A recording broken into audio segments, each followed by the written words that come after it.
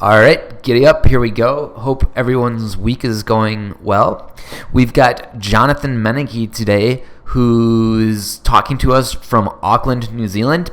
He is a pre-med student at Iowa State University, and this one's got a lot to do about scholarships. He tells stories, kind of the rite of passage that we had, that kind of something will go wrong in your trip no matter what. You just kind of got to accept it, and it'll be funny at the end, we promise. And he gets really into the food, too, that most people don't know. But I think Jonathan does a really good job of explaining the different kind of delicacies that they have there and also the methods. So if you're thinking about New Zealand or you're interested in scholarships, definitely check this interview out. All right, thanks, guys. Let me know if you have any questions, and be sure to check out the website for the infographic.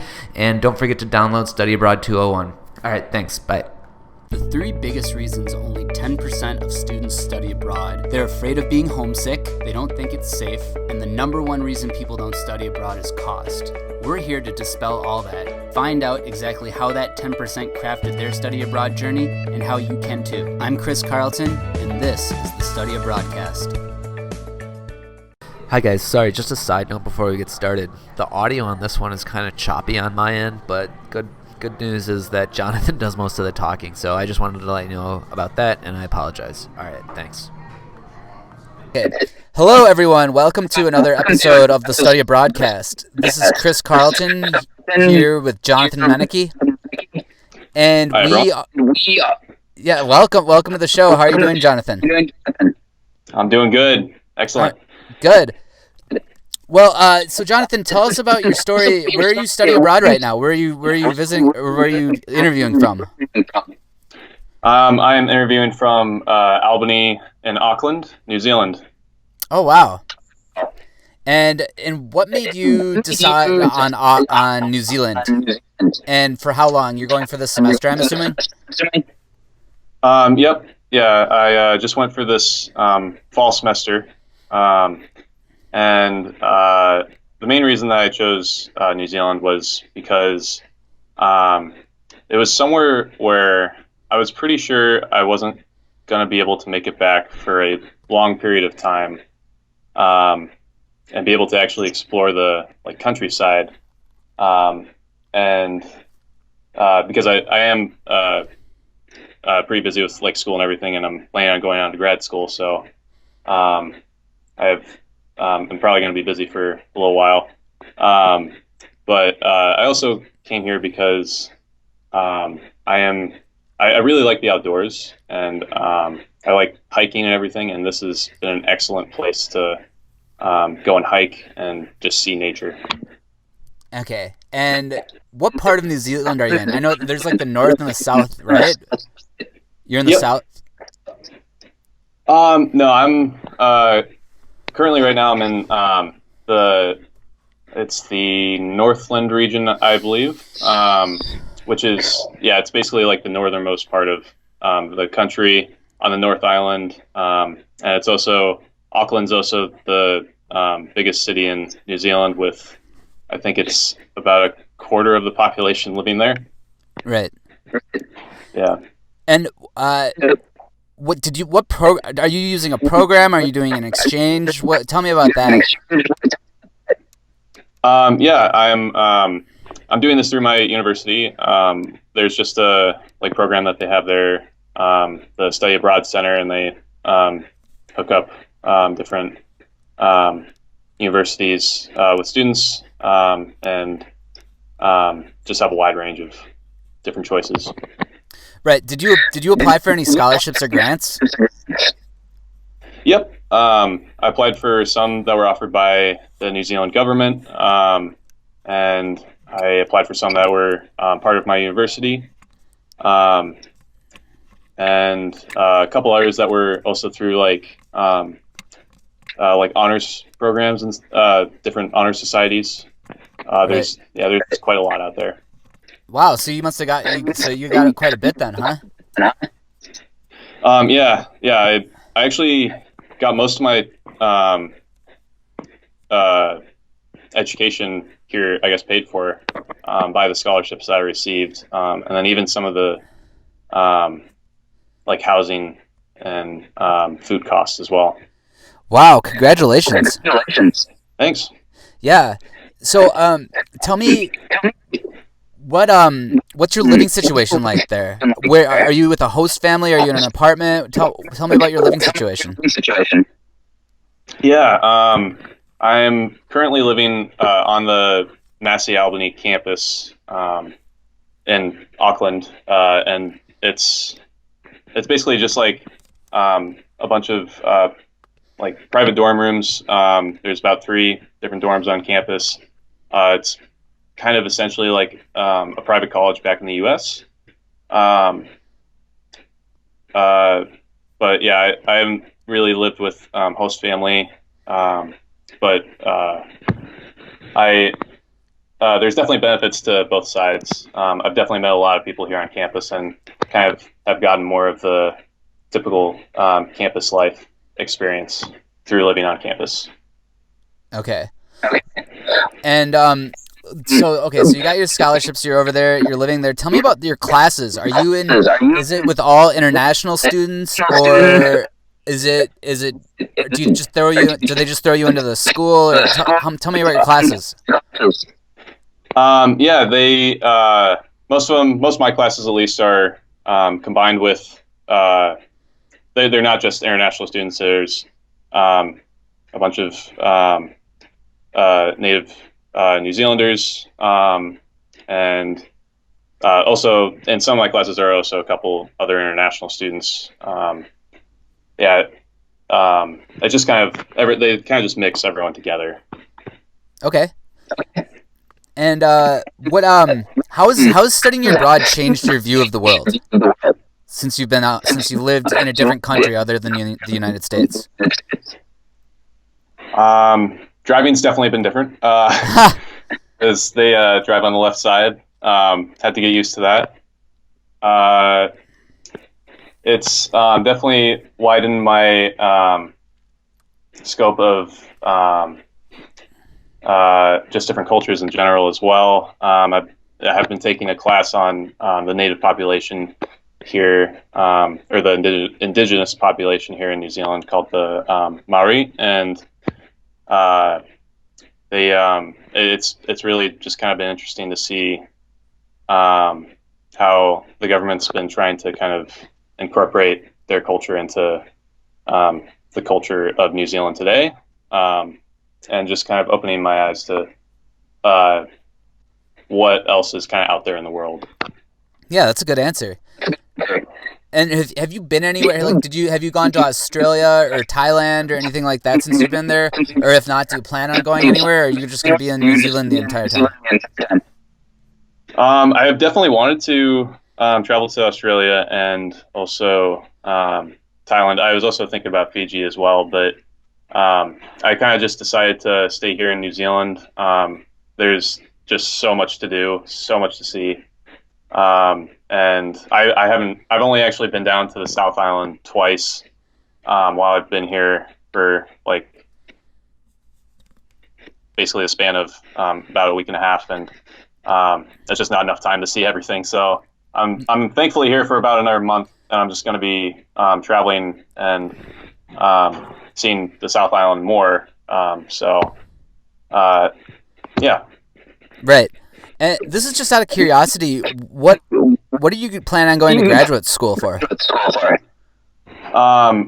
When I graduate from ISU, I'm going to apply for medical school to hopefully one day become a physician or surgeon. Wow. Okay, so you've got your work cut out for you then, huh? Yeah. It's like a 7-hour. Isn't it? It's like a 7-hour test for the MCAT or something? Yeah, like wow. 7 or 8 hours. Yeah, that's quite a chunk of time. Well, okay, and then can you tell a funny or epic travel story yet? Has anything crazy happened to you during your time abroad? Oh man, yeah. Actually, last week we flew down to Queenstown for a week, which is down the South Island. It's typically more of what people think of when they think of New Zealand. It's like the mountainous, like Lord of the Rings type of feel. So yeah, me and my friends spent a week down there. Basically anything that could have gone wrong on this trip went wrong. Oh. We we were supposed to go to Milford Sound, which is one of the most beautiful places I think I've ever been to. We were supposed to go to that on one day, but the road got closed because of avalanches. I mean, there wasn't actually an avalanche, but there was a risk of an avalanche, so they had to close down the road. So it got pushed back, and we actually almost lost our money because we had booked a kayaking trip. Okay. But everything worked out. We were able to get our money back and actually get another cruise to go look at Milford Sound. Definitely recommend that for anyone that comes to the South Island.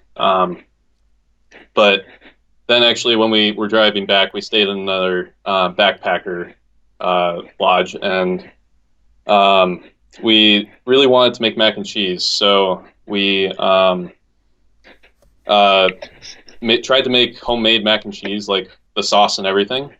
And we ended up just like creating an abomination of like cheese and butter and milk. And it was just like the most disgusting thing I think I've ever seen.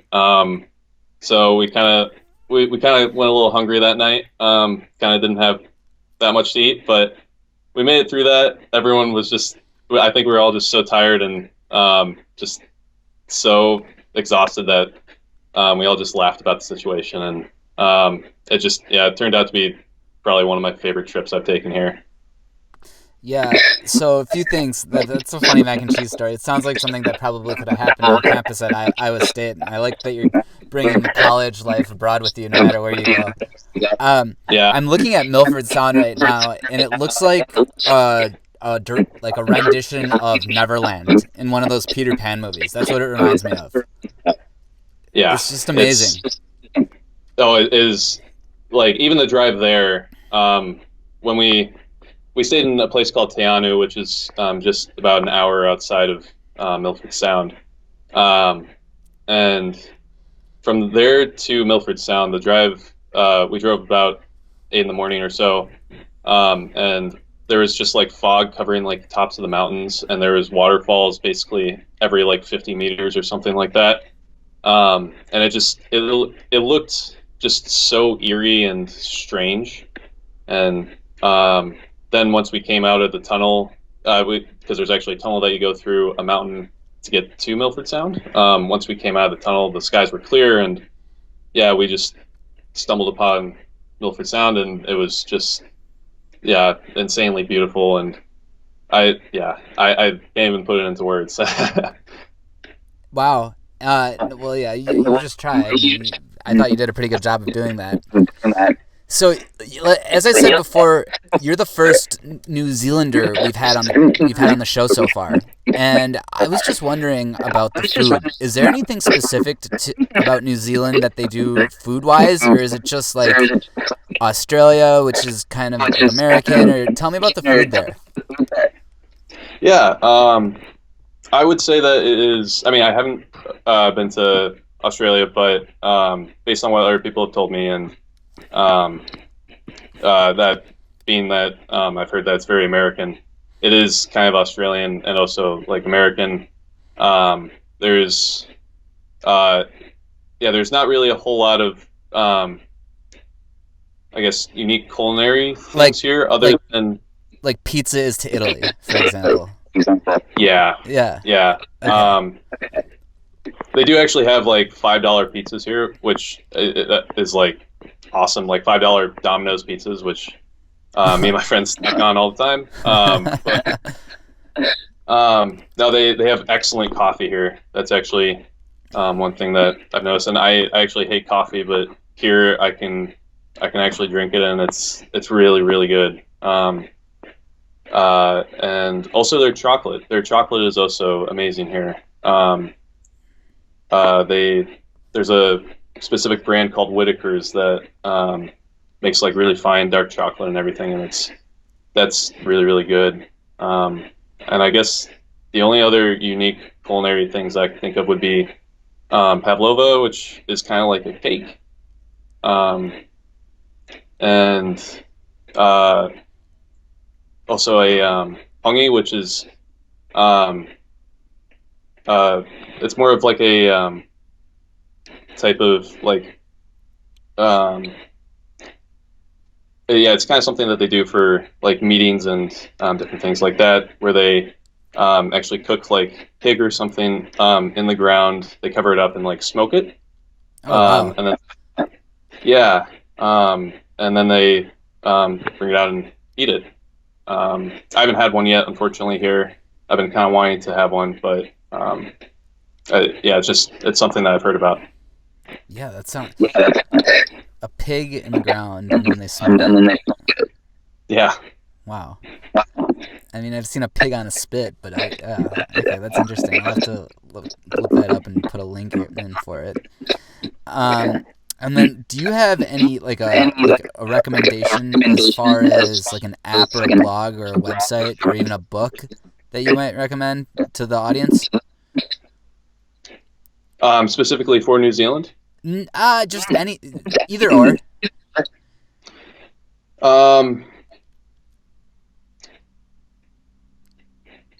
I were to recommend one, a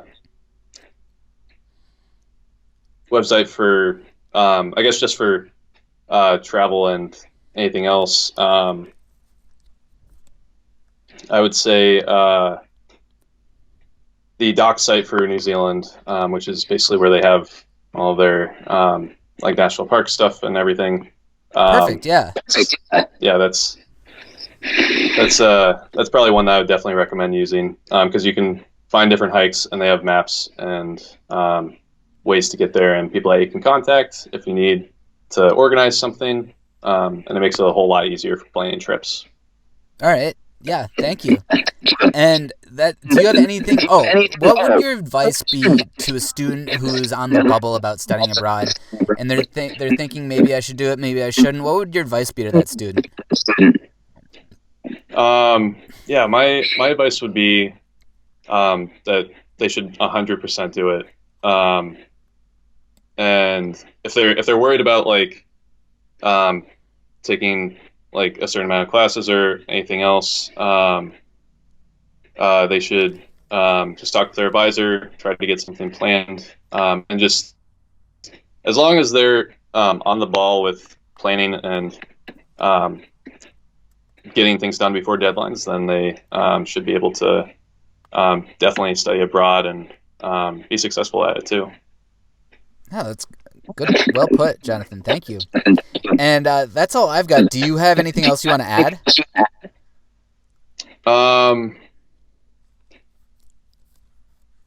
Yeah, I would definitely recommend studying at Massey if anyone is looking into New Zealand.